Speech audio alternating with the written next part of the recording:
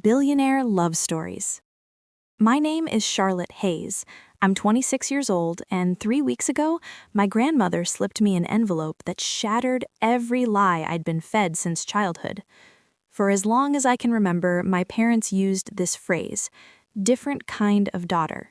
That's how they explained why my brother Marcus got birthday celebrations while I scrubbed floors, why he got a brand new car while I got nothing, why he was their pride and joy and I was just there, existing, taking up space I apparently didn't deserve. I believed them. God, I believed them for 26 years.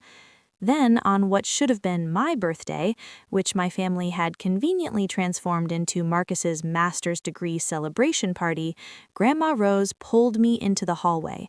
Her hands were shaking as she pressed that thick envelope into mine. "Don't you dare open this here, sweetheart," she whispered, her voice urgent. "Wait until you're alone, safe." I sat in my car for nearly 2 hours that night, just staring at that envelope. When I finally tore it open and read the first line, I actually laughed. Not a happy laugh, the kind of laugh that comes when your entire reality cracks wide open. But before I tell you what was inside, please subscribe and like this video and listen to my story till the end and let me know which city you're listening from. That way I can see how far my story has traveled. Now, let me take you back to the first time my father looked me in the eyes and told me I wasn't really his daughter, not in the way that mattered. I grew up in this beautiful Tudor-style house in suburban Massachusetts. 5 bedrooms, ivy climbing the brick walls, a garden that belonged in a magazine spread.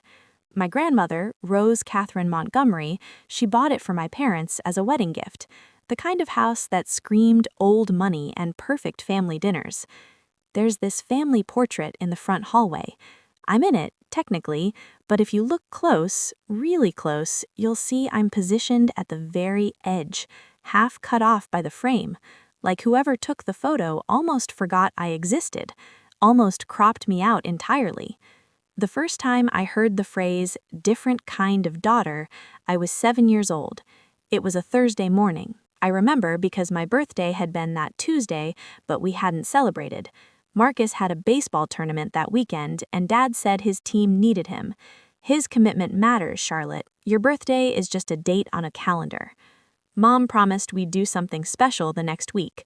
That week never happened. So that Thursday, sitting at breakfast, I asked the simplest question. Why does Marcus get the room with the bay window?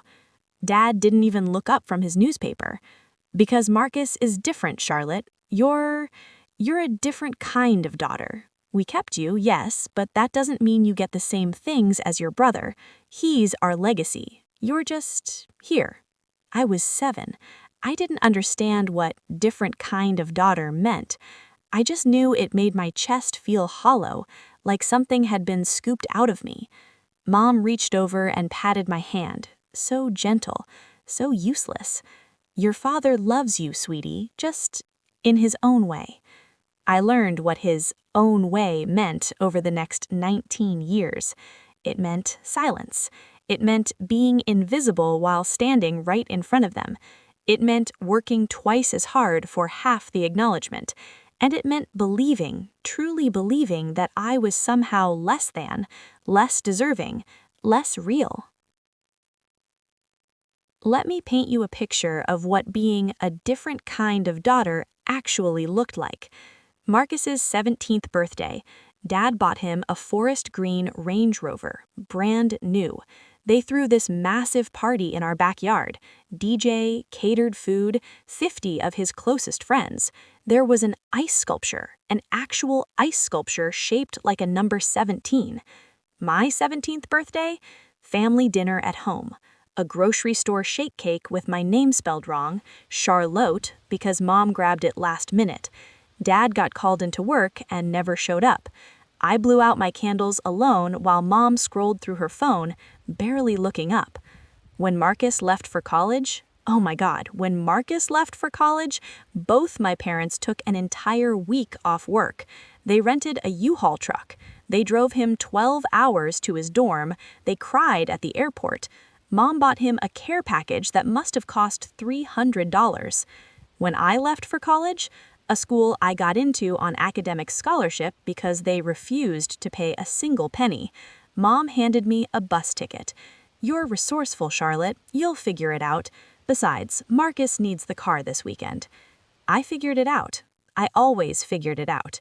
For Marcus's high school graduation, Dad gave him a Rolex, a real one, the kind with the gold band that catches the light when you move. He made this whole speech: "For my son, the man who'll carry our family name forward." For my graduation, I got a $50 Visa gift card.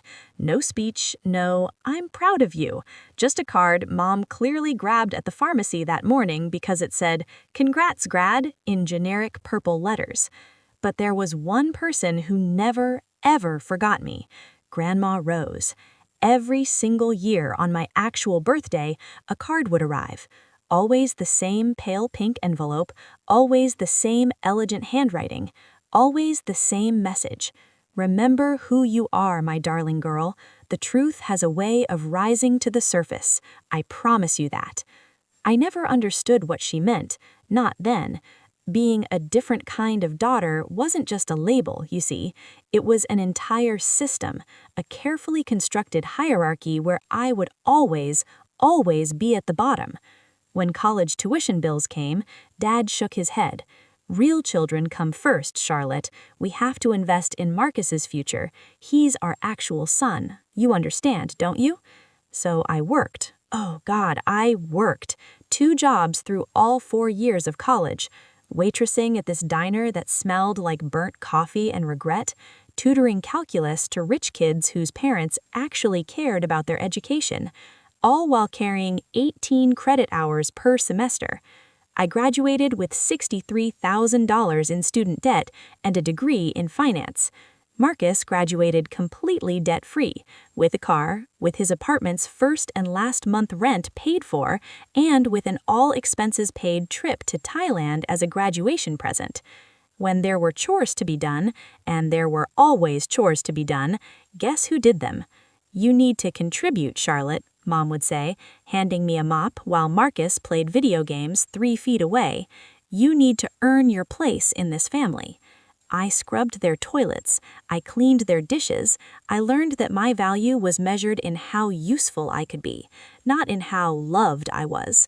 When family decisions got made, vacations, holidays, what movie to watch, where to eat dinner, I wasn't included.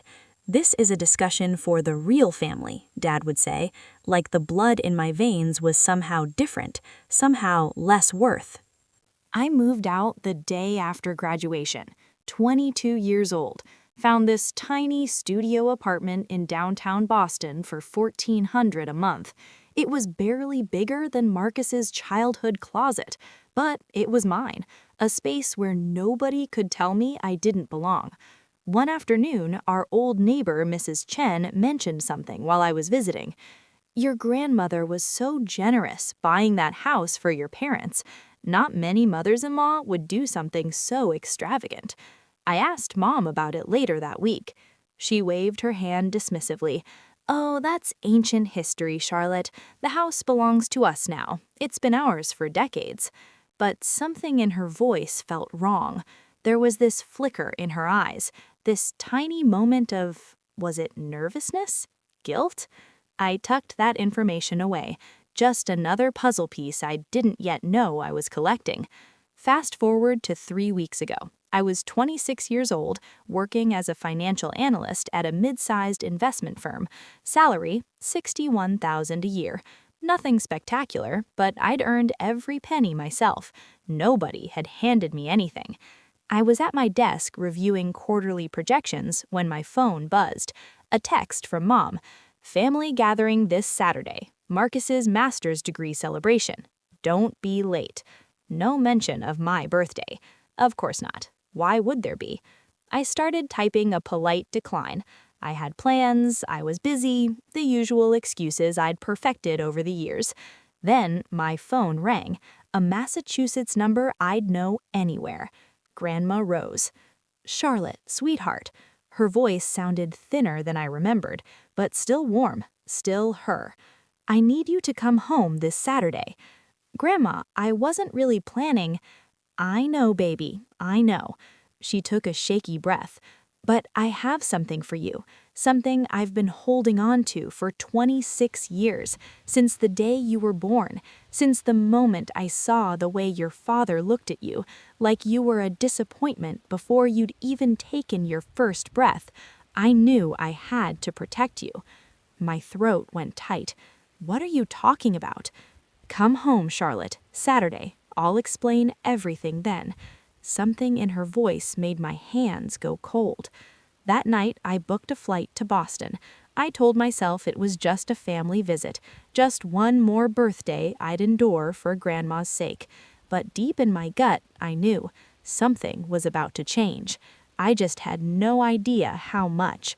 What was in that envelope that Grandma Rose had been hiding for 26 years, and why did she wait until now to give it to me? Stay tuned for part 2, where everything I thought I knew about my family gets torn apart. Saturday arrived way too fast. I pulled into the driveway just before noon, my rental car looking pathetic next to Marcus's brand new BMW X7, the one Dad bought him last year for working so hard on his master's degree. The house looked exactly the same. White trim, perfectly maintained garden, the kind of New England charm that hid so much ugliness underneath. But today, something was different. A massive banner stretched across the front porch. Congratulations, Marcus, master's degree 2026. Not a single word about my birthday, not even a footnote. I actually laughed because what else could I do? Inside, the house was pure chaos. Caterers everywhere, florists arranging these enormous bouquets of white roses, Marcus's favorite, of course. The whole place smelled like expensive champagne and fresh lilies. Mom spotted me the second I walked in. "Oh, thank God you're here." She shoved a piece of paper at me. "Here's the list. We need the tables arranged in the backyard, the bathrooms need a deep clean, and someone needs to manage the caterers because they keep putting everything in the wrong spots." I stared at the list. It was 3 pages long. Where's Marcus? In his room, resting before the party. She said it like it was the most obvious thing in the world. Like, of course, Marcus would rest while I worked. "Mom, it's my birthday too." "The guests arrive at 5. 50 people, Charlotte. Your father's colleagues, family friends, important people." She was already walking away. "Make sure everything's perfect." I stood there, holding that ridiculous list, feeling 26 years of invisibility crushing down on my shoulders. Then I saw it. On the hallway table, half buried under a pile of mail, a pale pink envelope with my name on it, Grandma's handwriting. A birthday card. It had been opened, read, and tossed aside like junk mail. They couldn't even be bothered to give it to me. By 5 o'clock, the backyard had been transformed into something out of a wedding magazine. White tents, string lights everywhere, a champagne tower that probably cost more than my monthly rent. 50 guests in designer clothes, laughing and drinking and pretending to care about graduate degrees. I stood near the catering table in the same black dress I'd worn to 4 other family events, watching my father hold court like some kind of king. Everyone, please." Dad clinked his champagne glass with a fork. The crowd went quiet. "I want to make a toast to my son, Marcus, my legacy, my pride and joy." Everyone raised their glasses. Dad's voice got all emotional and thick. "From the moment Marcus was born, I knew he was destined for greatness. He's everything I ever hoped for in a son. Brilliant, ambitious, driven. And now, with his master's degree, he's ready to conquer the world." Applause, cheers. Marcus stood next to Dad in his brand new Tom Ford suit, grinning like he'd won the lottery. Nobody mentioned me. Not one word about the fact that today was my birthday too. I tried to fade into the background, but my Aunt Patricia spotted me. "Charlotte, isn't today your birthday too, sweetie?" Her voice carried across the yard. Several people turned to look. Dad actually laughed, this short, dismissive sound. "Oh, we don't really acknowledge that. She's different, not the same as Marcus. The words hit me like a physical blow. Aunt Patricia's smile died. She leaned toward Uncle James and whispered something. I caught the words, "Poor thing, different kind of daughter? What does that even mean?" Across the yard, I saw Grandma Rose. She sat alone in a wicker chair, her silver hair catching the sunlight. Her eyes tracked everything, watching, waiting. When our eyes met, she gave me the smallest nod. Just wait, that nod seemed to say, just a little longer. But Dad wasn't finished with his performance. He clinked his glass again. The crowd fell silent. Now, I want to share some exciting family news. He put his arm around Marcus's shoulders. As most of you know, my mother-in-law, Rose, owns this beautiful home. When she eventually passes, God bless her, we plan to sell the property and use the proceeds to fund Marcus's first business venture. Marcus nodded like this was already decided, a done deal. Several guests murmured their approval. I felt something crack inside my chest. "Excuse me," my voice came out smaller than I wanted. Dad didn't even look in my direction. "You're an adult, Charlotte. You've always been independent, self-sufficient." He paused. "Besides, you're not technically family in the traditional sense. This is about blood legacy." The silence that followed felt suffocating. Aunt Patricia looked horrified. Uncle James studied his shoes. A few guests exchanged uncomfortable glances. And me? I stood there, champagne less because apparently they'd run out before getting to me, feeling 26 years of being erased crash down all at once. Then I heard it. The tap, tap, tap of a cane on the patio stones. Grandma Rose stood up from her chair, slowly, deliberately. She crossed the yard with this quiet grace, guests parting like water before her, until she stood directly in front of my father. "William." She said his name like a judge pronouncing sentence. "I believe you've forgotten whose house you're standing in." All the color drained from Dad's face. Grandma turned to me. Her eyes were soft but fierce.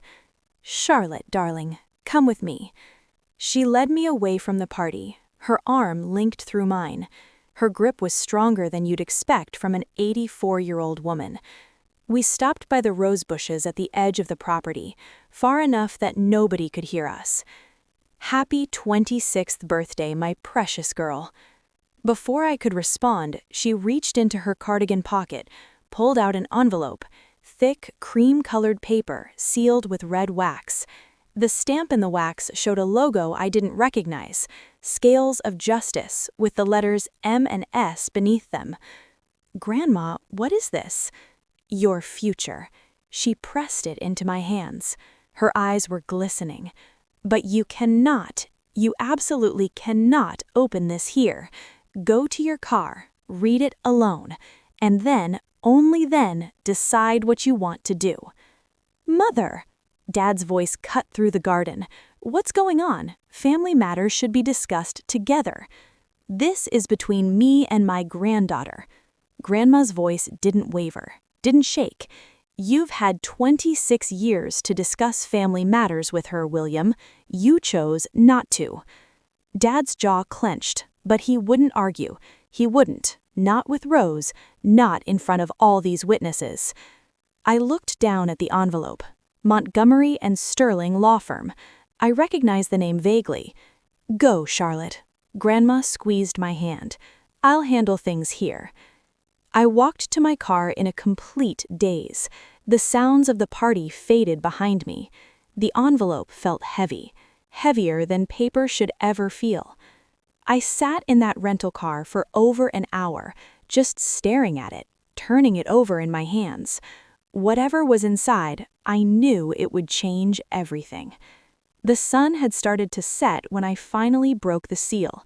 My hands were shaking so badly I almost dropped it. The wax cracked. I pulled out the contents. 3 documents, each one more official looking than the last. The first was a birth certificate, not a copy, the original, with the raised seal of the Commonwealth of Massachusetts, signatures that had faded slightly with age.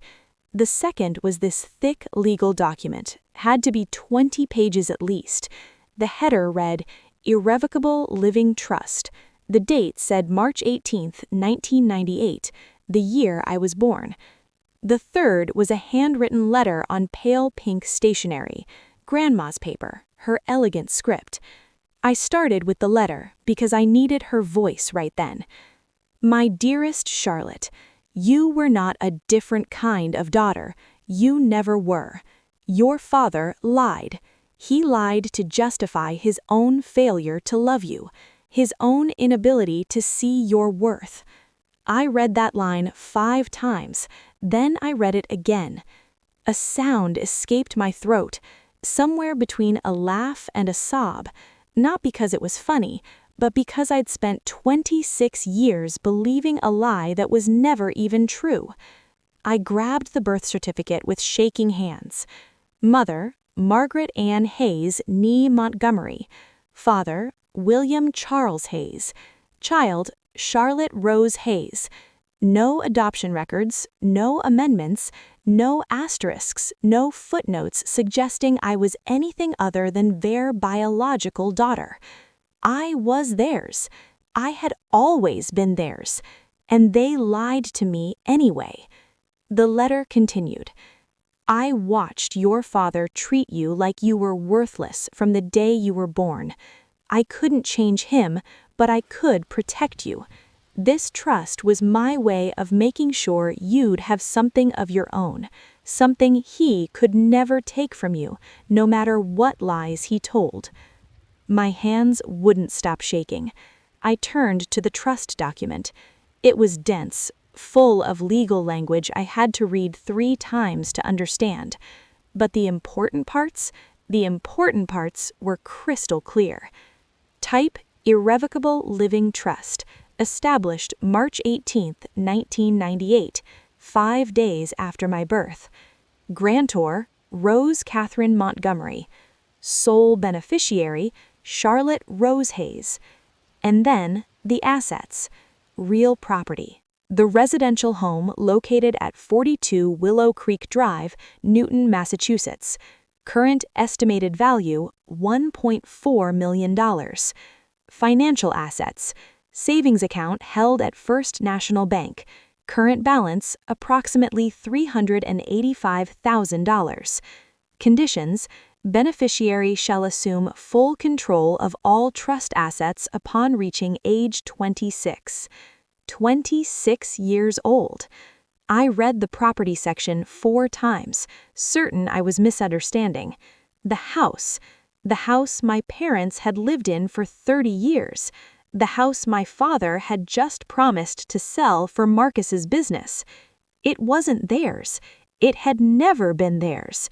Grandma had let them live there, yes, but she'd never transferred ownership.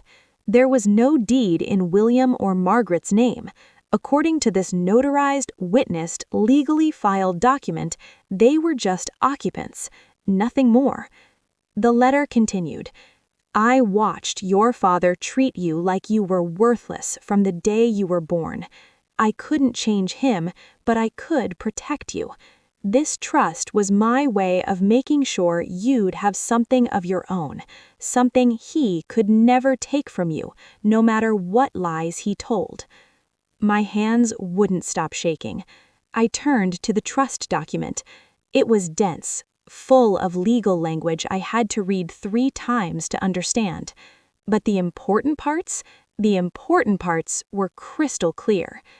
Type Irrevocable Living Trust, established March 18, 1998, 5 days after my birth.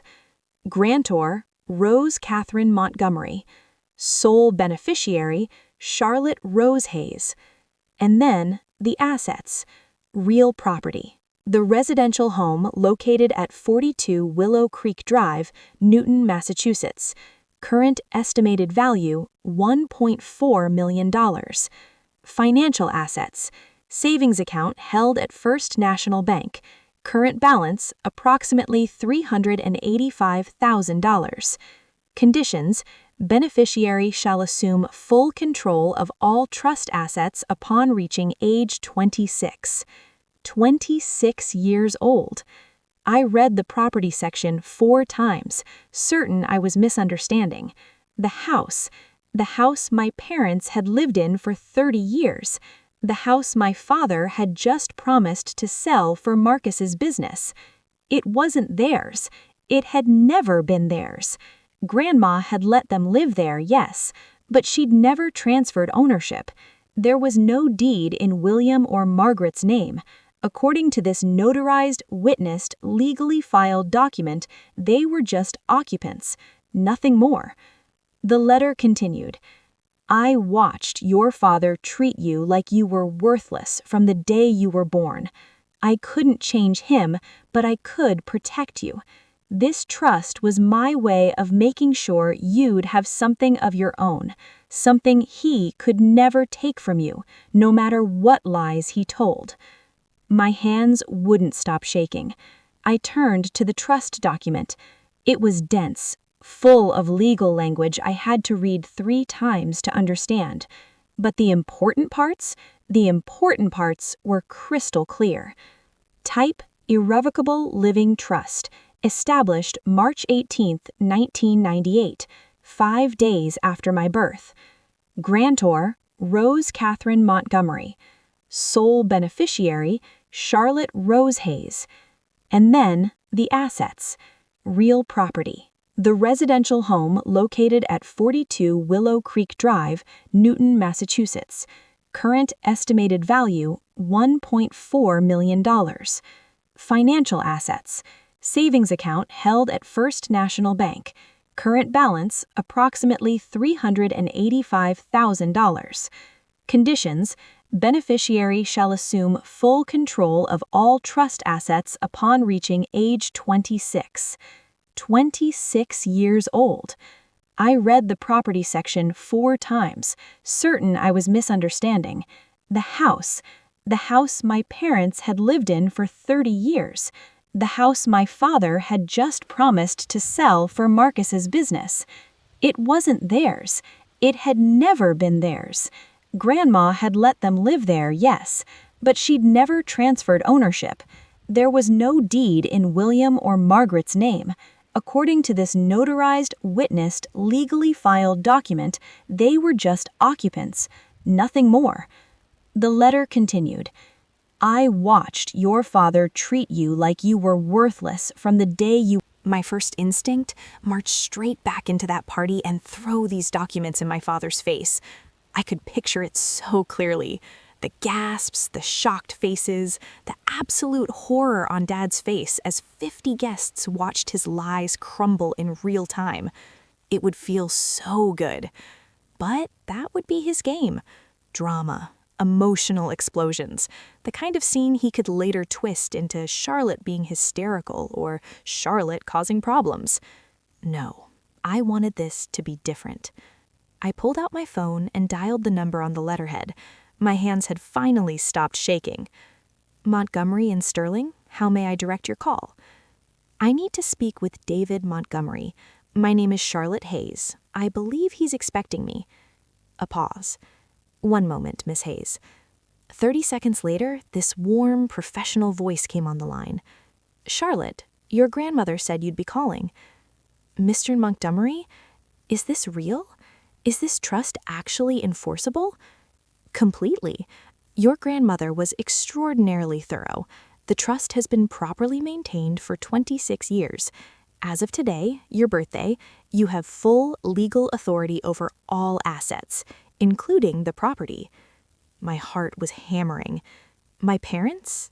They don't know, do they? They know Rose set something aside for you. They assumed it was a small inheritance, a token gesture. He paused. They have absolutely no idea about the house. What happens now? Your grandmother has requested a formal reading of her estate documents next Saturday. I've already sent invitations to your parents and your brother. His voice gentled. She wanted the truth to come out properly, Charlotte, in a setting where there could be no denial. 1 week. I could wait 1 week. Mr. Montgomery? Yes? Tell my grandmother. Tell her thank you. Tell her I finally understand. She knows, Miss Hayes. She's always known. The calls started Monday morning, like clockwork. Dad was first. Charlotte, we need you back this weekend.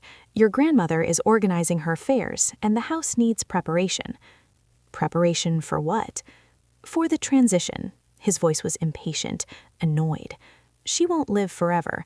We need to make sure everything transfers smoothly. Translation, he wanted to make sure the house was ready to sell the second Grandma died. I'll be there Saturday. Good. Bring any personal items you want from your old room. We'll be clearing it out soon. Marcus needs a home office. He hung up before I could respond. Mom called Tuesday. Your father is very stressed about the estate situation, honey. Maybe you could come help. Be supportive. You know, be a good daughter for once.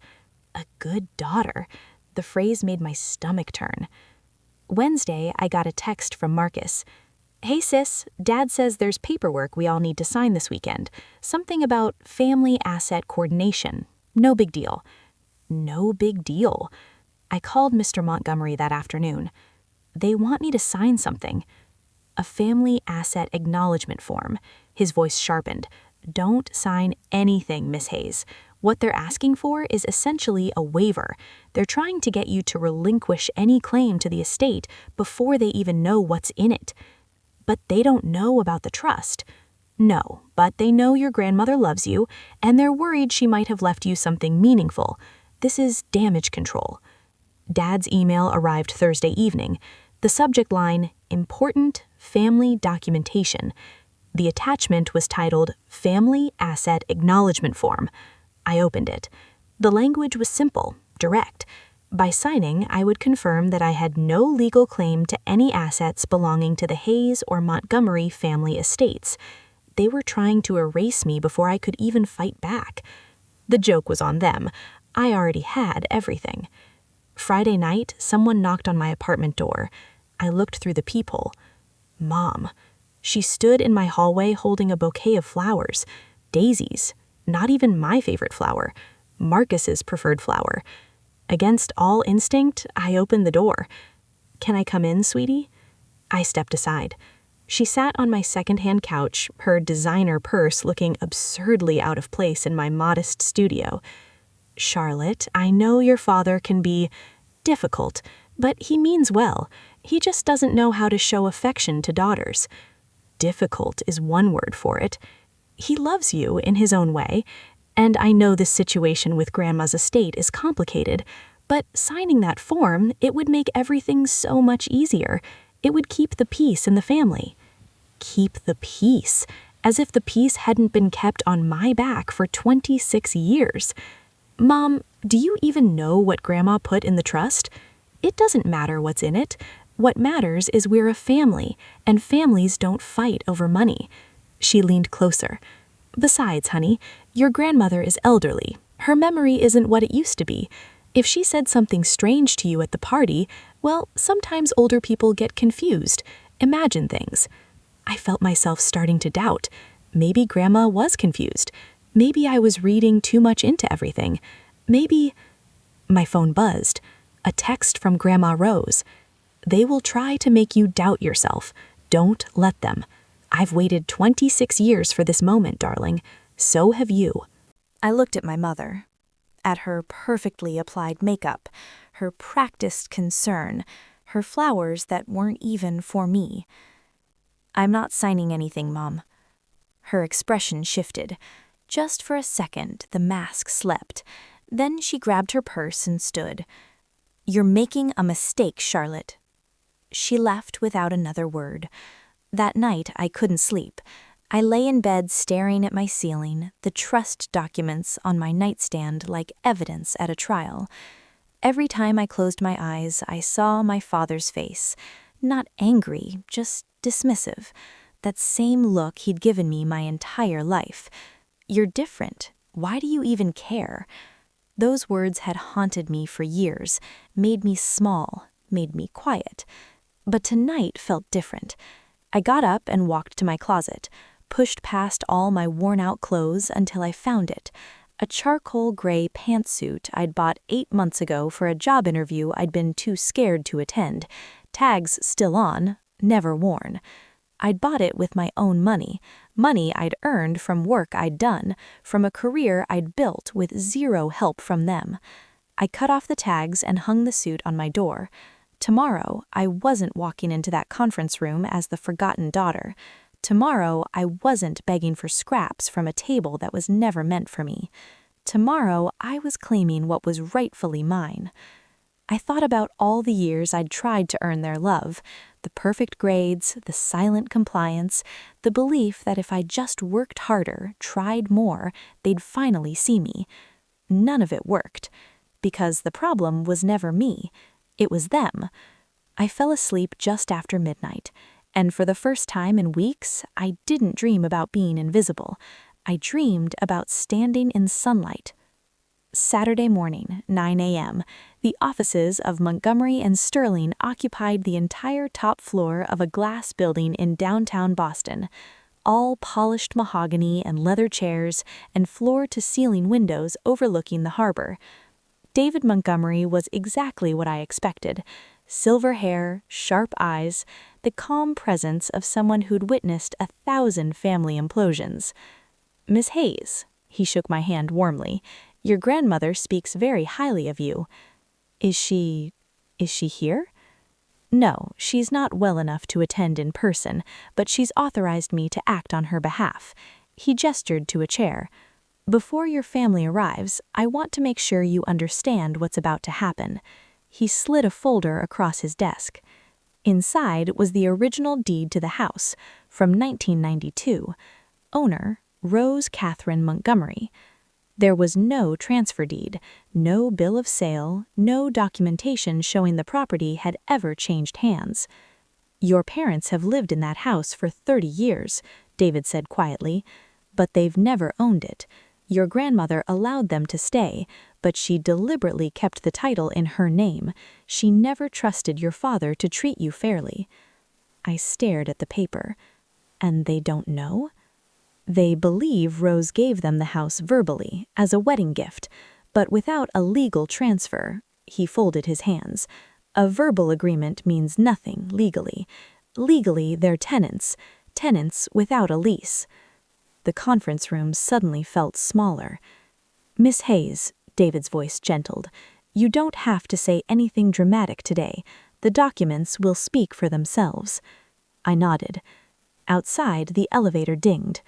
They were here. My father entered the conference room like he owned it.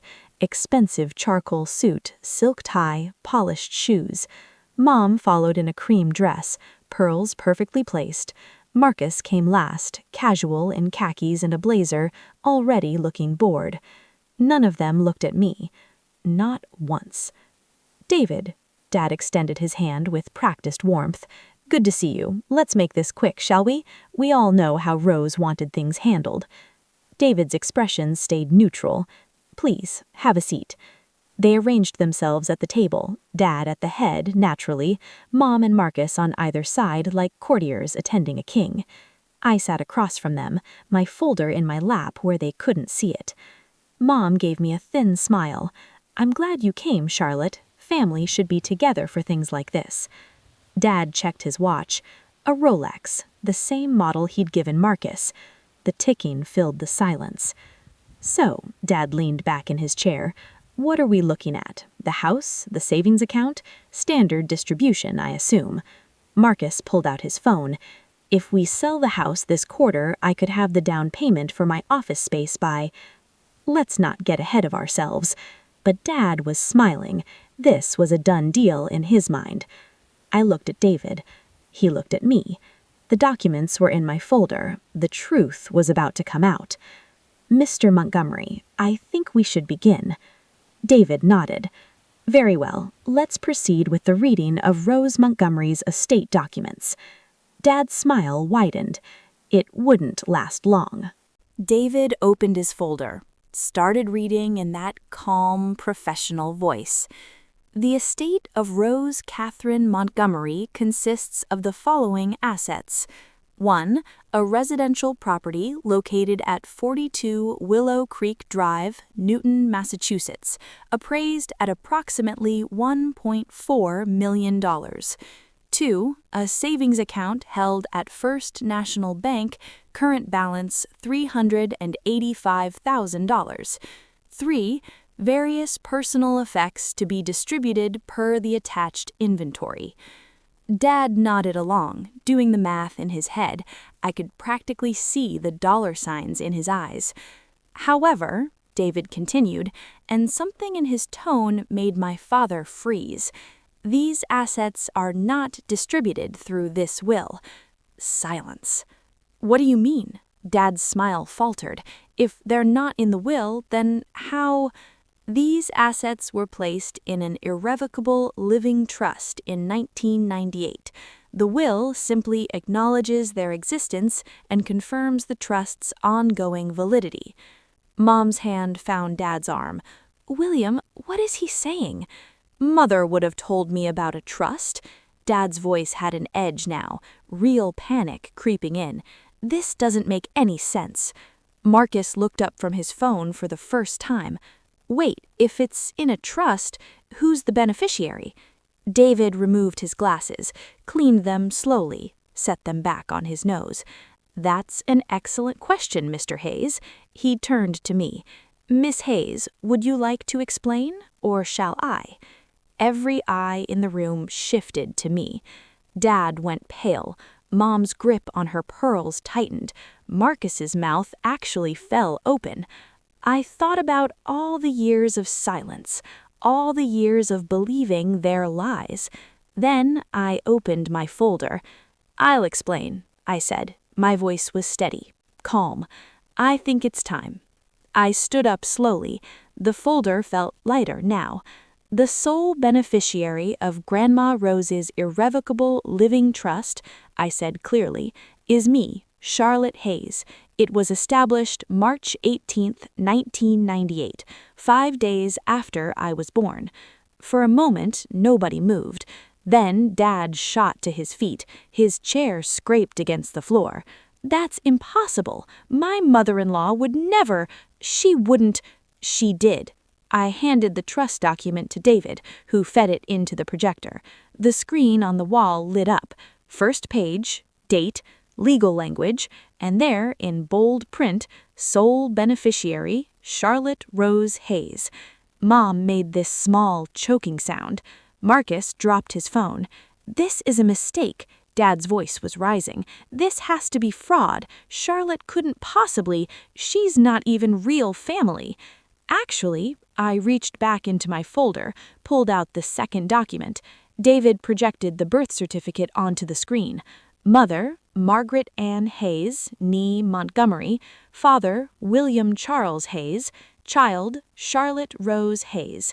No adoption, no amendments, no different kind of daughter. For the record, David said, his voice measured and calm, I personally verified this birth certificate with the Massachusetts Department of Vital Records.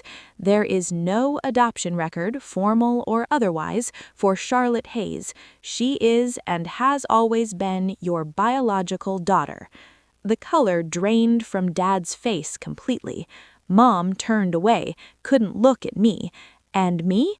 I stood there in my gray pantsuit, holding the documents that proved everything they'd ever told me was a lie. I'm not going to ask why, I said quietly. My voice didn't shake. I stopped needing your explanations years ago. This is just documentation, proof that you built your entire world on lies. This is fraud. Dad slammed his hand on the table. I don't know what you've done, Charlotte, but this manipulation, this scheming, it's not manipulation, Dad. It's documentation, notarized, witnessed, filed with the Massachusetts Probate Court 26 years ago, before you even started telling me I wasn't really yours. William, Mom's voice was barely a whisper. William, please, stay out of this, Margaret. He turned on me. His face had gone from pale to crimson, veins bulging at his temples. This was the father I remembered from childhood, the one who used anger as a weapon, who raised his voice to win arguments. But I wasn't 8 years old anymore. This house belongs to this family, he pointed at me with a finger like a weapon. It belongs to people who actually matter. You can't just, it belongs to Grandma Rose, I said calmly, and now it belongs to me. Marcus finally found his voice. Wait, so the house, the money Dad promised me for my business, none of that? None of that is ours? It was never yours to begin with. David's voice cut through the chaos. The property was never legally transferred to Mr. and Mrs. Hayes. They've been occupying it at Rose's discretion, without formal ownership. Your grandfather's response was chilling. He said, losing a son would have been a real tragedy. She was just a girl. I stopped reading. My hands were shaking. William grew up believing daughters were worth less than sons. It was the only truth he ever knew. When you were born, his firstborn, a girl, he didn't know how to love you. So he invented a story that made his failure make sense. Different kind of daughter meant he didn't have to face his own inability to love. I couldn't change your father. God knows I tried. But I could limit his damage. This trust, this house, this money, it was never about revenge, darling. It was about ensuring his cruelty didn't define your future. You are loved. You always have been. Now go live the life you deserve. I set the letter down, wiped my eyes. There was a postscript at the bottom. P.S. I'm not dead yet. Come visit me Sunday. I'll make tea. Despite everything, I actually laughed. Tell me in the comments, and if you've dealt with something similar, share your story. You're not alone. Subscribe for more stories about standing your ground and reclaiming your life. Marcus texted me 4 weeks later. Hey Charlotte, can we meet? I want to talk. I agreed, mostly curiosity. We met at a coffee shop near my apartment, neutral ground. He showed up in jeans and a wrinkled t-shirt, nothing like the polished golden child from the party. Thanks for coming. He wrapped his hands around his coffee cup, wouldn't meet my eyes. Look, I wanted to say, I'm sorry for everything. I waited. You thought I deserved it? No, I didn't think about it. It was easier not to, you know? At least that sounded honest. Anyway, he cleared his throat. I was thinking maybe we could work something out. Like, you keep the house, obviously, but maybe a small loan for my business? I'll pay you back, I swear. And there it was. The apology that wasn't an apology. The reconciliation that was really just a transaction. Marcus, I set down my cup. If you ever genuinely want to rebuild a relationship, not as a deal, not as a transaction, you know where to find me. But that starts with you actually acknowledging what happened, really acknowledging it, not asking for money. His face fell. Come on, Charlotte, we're still siblings, right? What's a little help between family? We're siblings who barely know each other because Dad taught I didn't matter. I stood up. When you're ready to change that, really change it, call me. Until then, I think we're done. I left him sitting there with his cold coffee and his unlearned lessons. Some people take longer to grow up than others. What happened to my parents after they lost everything? And how did I rebuild my life from the ashes of their lies? Find out in the final part. 90 days passed faster than I expected. On day 89, a moving truck pulled up to 42 Willow Creek Drive. I wasn't there, didn't need to be. But Mrs. Chen, our old neighbor, called me. Your parents are loading boxes. Your mother's been crying all morning. Your father won't speak to anyone. They moved into a 2-bedroom apartment in downtown Boston. Rent, $2,300 a month. A far cry from the 5-bedroom house they'd called home for 3 decades. Marcus's business plans collapsed without the promised capital. Last I heard, he took a job as an account manager at a mid-sized tech company, entry-level, salary-based, no company BMW. His actual BMW got repossessed 3 months later. As for me, I kept the house. I walked through those rooms where I'd once felt invisible and decided to make them mine. New paint on every wall, new furniture that I chose. The family portrait came down from the hallway.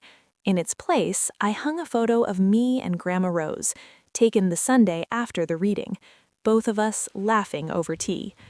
I used part of the trust's savings to pay off my student loans, every single cent of the $63,000 I'd accumulated while Marcus got his education handed to him. The rest I invested carefully, the way my finance degree taught me. The house, once a symbol of everything I'd been denied, became my actual home, a real home, a place where I belonged because I chose to be there, not because anyone let me stay. Every morning when I walk through the front door, I pass the spot where that family portrait used to hang, the one where I was always at the edge, almost forgotten. Now there's a new picture, just me, standing in the center of the frame, finally where I belong. A year has passed since that day in David Montgomery's office. I'm sitting in the living room now, my living room, watching sunset light pour through windows I used to stare out of as a child. The light is golden, soft, kind. So much has changed. I got promoted to senior financial analyst at work. Better salary, better opportunities, a team that actually values what I bring to the table. I used some of the extra income to buy a small investment property downtown, my first real venture outside the trust.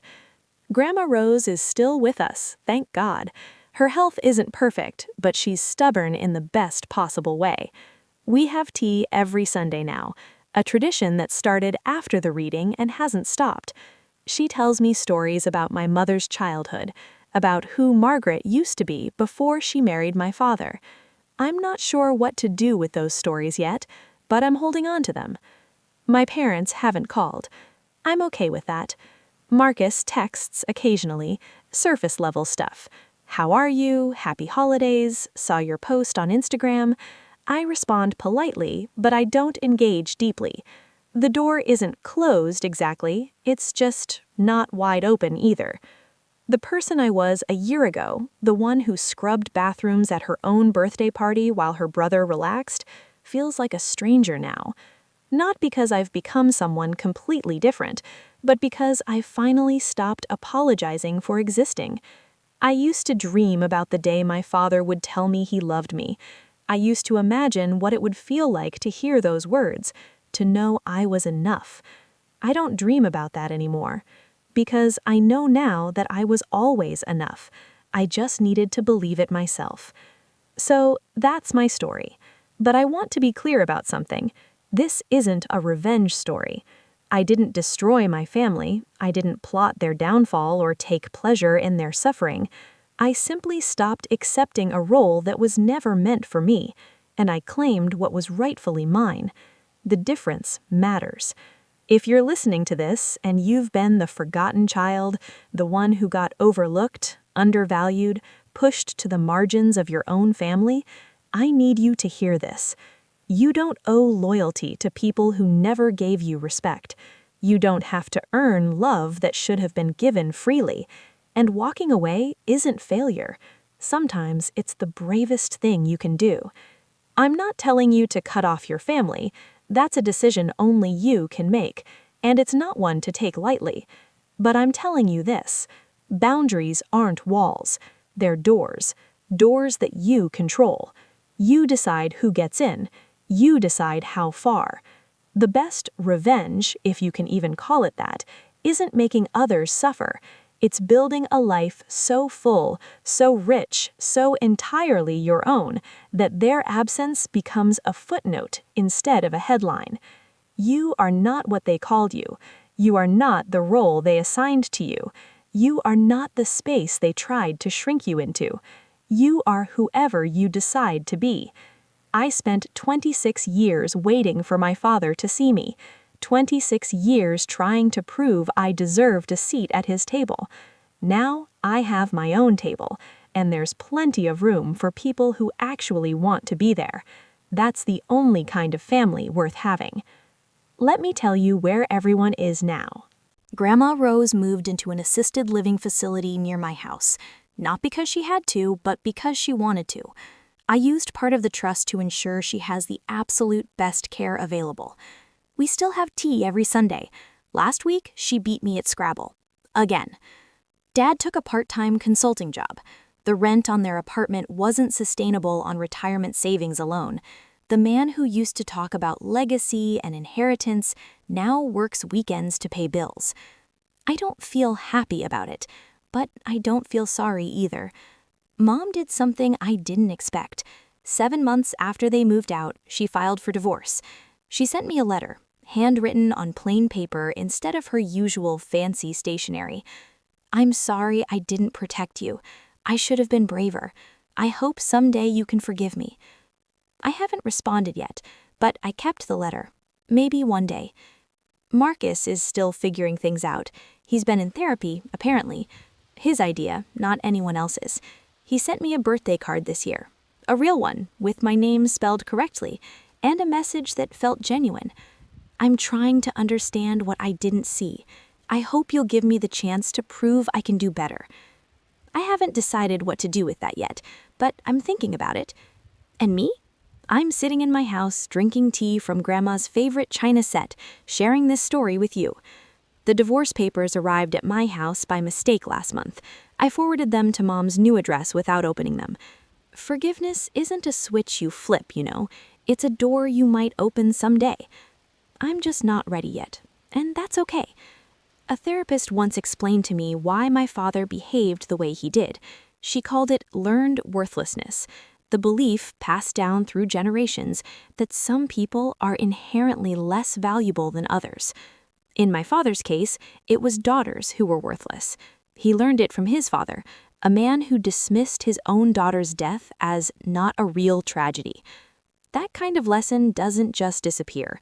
It burrows into you, shapes how you see the world, how you treat the people closest to you. My father couldn't love me because he never learned that daughters could be loved. The lie about being a different kind of daughter wasn't just cruelty, it was a shield, a way to protect himself from the guilt of failing someone he was supposed to love.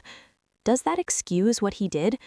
Absolutely not, but it helps me understand it, and understanding is the first step toward healing. Here's what I've learned. Hurt people hurt people. My father was wounded long before I was born, and instead of healing those wounds, he passed them on to me. That's a tragedy for both of us. But here's the thing. His pain doesn't obligate me to suffer. I can have compassion for the child he once was, while still maintaining boundaries with the man he became. Those two things aren't mutually exclusive. If you're dealing with someone like my father, someone whose behavior seems inexplicable, whose cruelty feels so personal, know this. It's not about you. It never was. Their inability to love you says everything about them and nothing about your worth. You're not responsible for healing wounds you didn't create, but you are responsible for protecting yourself from people who refuse to heal. That's not cruelty. That's survival. So that's my story. A 26-year-old lie, a sealed envelope, and a grandmother who loved me enough to plan an entire quarter century ahead. If you take anything from this, let it be this. You are not what they called you. You are not the role they assigned you. You are whoever you decide to be. For 26 years, I believed I was a different kind of daughter, a burden, an afterthought, a mistake my family graciously tolerated. I let that belief shape my choices, my relationships, my entire sense of self-worth. It was all based on a lie my father told to justify his own limitations, a lie my mother enabled by staying silent, a lie my brother benefited from without ever questioning. But lies don't last forever. The truth always surfaces. That's what Grandma used to write in her birthday cards. And she was right. It just sometimes takes longer than we'd like. If you're still with me, if you've listened this far, thank you. Thank you for giving my story your time, your attention, your heart. I'd love to hear yours. Have you ever been the forgotten child? The one who got overlooked while someone else got everything? How did you reclaim your place? Share your story in the comments. I read every single one. And if this resonated with you, if any part of this felt familiar, check out the other videos on this channel. I think you'll find something that speaks to you. Until next time, take care of yourself. You deserve it. Not because someone told you so, not because you earned it, just because you exist. That's enough. It always was. Goodbye for now. And remember, your table is waiting. All you have to do is sit down.